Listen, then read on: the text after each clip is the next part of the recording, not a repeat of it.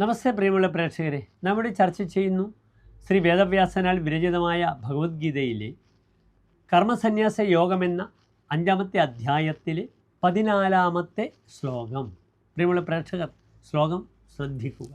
ന കർത്തൃത്വം ന കർമാണി ലോകസ്യ സൃജതി പ്രഭുഃ ന കർമ്മഫല സംയോഗം സ്വഭാവസ്തു പ്രവർത്തതേ.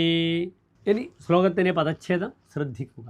ന കർത്തൃത്വം ന കർമാണി ലോകസ്യ സൃജതി പ്രഭുഃ ന കർമ്മഫല സംയോഗം സ്വഭാവഃ തു പ്രവർത്തതേ. ഇനി പ്രസ്തുത ശ്ലോകത്തിൻ്റെ അന്വയം ശ്രദ്ധിക്കുക. പ്രഭുഃ ലോകസ്യ കർത്തൃത്വം ന സൃജതി കർമ്മഫല സംയോഗം ന സ്വഭാവഃ തു പ്രവർത്തതേ. ശ്ലോകത്തിൻ്റെ സാരാംശം ശ്രദ്ധിക്കുക. ഈശ്വരൻ ജഗത്തിന് കർത്തൃത്വത്തെയോ കർമ്മങ്ങളെയോ സൃഷ്ടിക്കുന്നില്ല, അവയെ കർമ്മഫലവുമായി ബന്ധിപ്പിക്കുന്നും ഇല്ല.